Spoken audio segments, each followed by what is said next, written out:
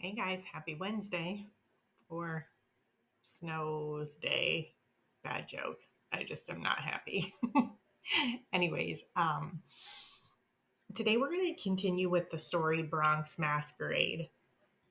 And yesterday I asked you to kind of dive into the characters a little bit, to dive into Deandra, to dive into Tyrone, and to dive into Devin.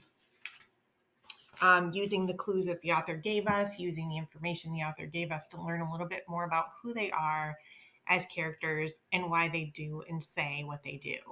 Okay, so today we're going to continue with that and we're really going to hone in on the characters today and talk about characterization. But first, because I wasn't feeling super well yesterday, I did not go over this. We want to go over this now because this is just something that I need you to know. Okay, so what we're talking about here is the structure of a story. Okay.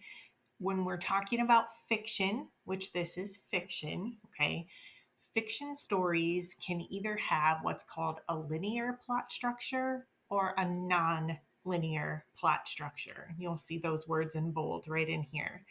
So, linear means line, like linear in math, something follows a line. Okay. So, if you think about a linear plot structure, it's where a story is told in order, right? It's told in chronological order. One thing happens after the next, after the next, after the next. Okay. It can follow one or more protagonists as they deal with conflict. Okay. But sometimes realistic fiction uses a non linear plot structure, which means not in a line. So, what happens in a nonlinear plot structure is the story kind of jumps all around. It might jump back and forth in time. You might have more than one protagonist telling their side of the story. You might have flashbacks. You might have foreshadowing. You might have subplots. All of those things that would cause it to not follow like a straight timeline, but maybe a timeline that bounces all around and goes back and forth on the timeline. Okay, so in this case, as you can probably guess, Bronx Masquerade is non linear. Okay, it has multiple narrators, it has poetry, it has prose. So even though if you look, it says the narration proceeds along parallel lines with some time jumps because it's kind of going back and forth a little bit between the characters and between their stories and what's happening to each of them. Okay, so that's called a non linear plot structure. It just doesn't follow a nice, neat line, um, chronological line. All right, let's go into what we're going to talk about today, though. We're going to talk about characterization.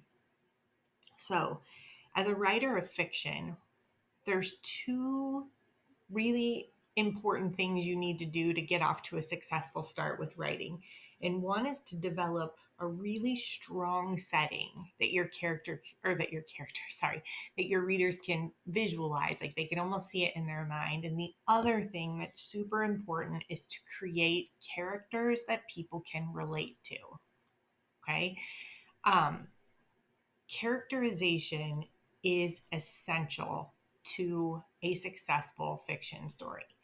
Characterization is the way the writer creates and develops characters. They try to make them relatable. They really try to make you care about them and who they are and become invested in those characters so that by the time you're done with the book, you're almost a little bit sad because the character should feel like a friend. I know that sounds crazy, but those of you that love to read know exactly what I'm talking about. When you finish a book that is an amazing book or a series, even, it can be hard to be done with it because it's almost like these people have become part of your life. And that's the sign of a really good author. So let's look up here at this little blurb here. So the way a writer creates and develops characters is known as characterization. In the story that we read in Bronx Masquerade, the school setting, so the setting of the school, influences the characters' values and beliefs and has an important effect on their growth and development. The characters are encouraged to see and understand one another in new ways and to examine their goals and aspirations. To understand the characters' conflicts, challenges, and goals, pay attention to the clues that the author provides about them. Here are some examples from Bronx Masquerade. So this first one is from Deandra. And it says, I refuse to give them new reasons to laugh at me. The Jolly Green Giant jokes are bad enough. So this is where, Deandra's talking about wanting to paint, wanting to be an artist. And she hides it because, as she says here, she's like afraid that people are going to tease her for that because they think she should be playing basketball because of her size. And she's not good at basketball. Like, that's obviously not something that she wants to do. So, that for her is not an option, but she's almost afraid to be who she wants to be, right? Because she doesn't want anybody to laugh at her or to tease her. So that gives us a lot of insight about her, and even her open mic where she talks about, if I I'm trying to pull it up right now real quick. If I stood on tiptoe, would you laugh out loud? If I dipped my brush in starlight, would you laugh? If I drew you adrift, would you laugh? If I planted watercolor roses, would you laugh? Like, she shows us through her words and her actions how afraid she is for others to think poorly of her, to laugh at her, to tease her. And that's why she hides this amazing talent that she has. Okay. And then the purple one in the middle here says, this one comes from, this is from Tyrone talking about Deandra. So he says, talk about nervous. Deandra's hands were shaking the whole time she was holding that poem. She sure spooks easy for somebody so tall. Yo, I said, take a deep breath. Ain't nobody gonna hurt you here. So think about that. Tyrone. We don't even know who Tyrone is. He just has this tiny little blurb in the story. But here's what we do know. He's in the audience watching the open mic night. He's listening to Deandra's poem. She's reading her poem. He senses how nervous she is. Okay. So what could he do? He could laugh because she's shaking and talking way too fast. He could, just tune her out like, ugh, she's terrible. I'm just not even going to listen to this. But instead, he tells her to take a deep breath. Nobody's going to hurt you here. He's basically reassuring her that this is a safe place. She doesn't need to be afraid. Take a breath and keep going. To me, that shows that he is pretty blunt, first of all. Okay, so a blunt person is somebody that tells you like it is, right? They don't sugarcoat things, they just tell you like it is. But at the same time, he's got a really good heart. He wants to see her succeed, and he feels badly that she's up there struggling. And he even says, like, four more kids read after her and they were just as nervous, but he only had to tell one of them to loosen up. So you can see that he's somebody that cares about other people, just in the way he acts. Finally, we have Devin. And Devin's quote is down here in yellow, and he says, I've got good height and good hands, and that's a fact.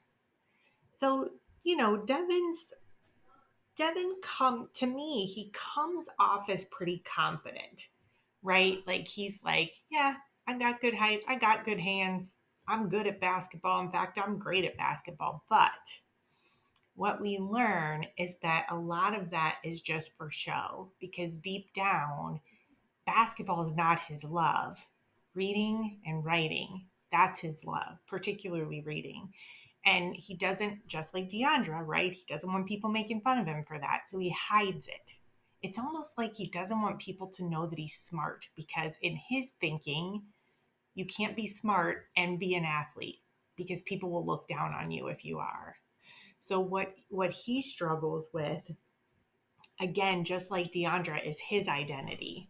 Who is he? How does he identify? What's his self-image, right?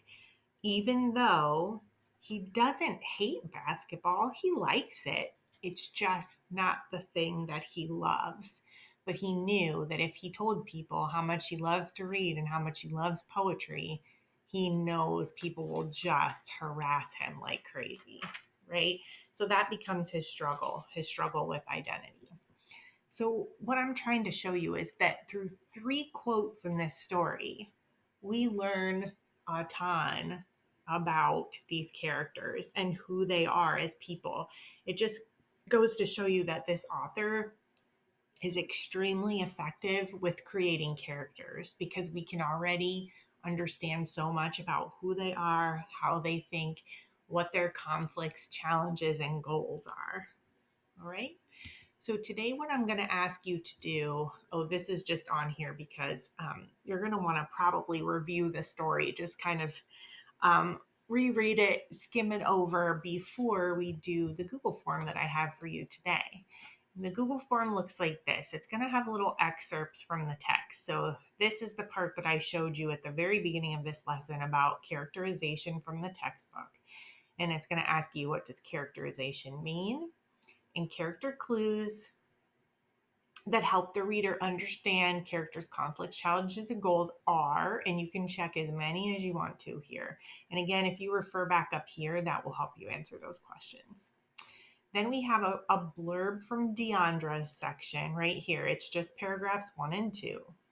And it's going to ask you, which of the following words or phrases suggest Deandra's view of Raul? Remember at the very beginning, she's like jealous of Raul, right? Because he's so confident. And she's just not. So, which of these show us Deandra's view of Raul? Then we have another blurb from Deandra. It's paragraphs 3 and 4. And it says, why doesn't she want her schoolmates to know about the art that she creates? Why does she keep that a secret? Then we have this section from Tyrone, his real quick little section here. And it says, what do Tyrone's comments about Deandra reveal about his personality? And I just kind of talked you through that a moment ago. Then we have paragraph 19, which is from Devin's section. And it's asking you to think about the setting of the library. What do the descriptions of the library and the books of poetry reveal about Devin's character? So, what do we learn about him from this setting that he's in? Then there's a couple questions about how does Deandra secretly feel? How does Devin secretly feel? And when Devin sees Janelle battle at the very end in the library, what does he do? How does he feel? Okay. And that's it for today. So you're just going to do the Google form and you're going to turn it in when you're done.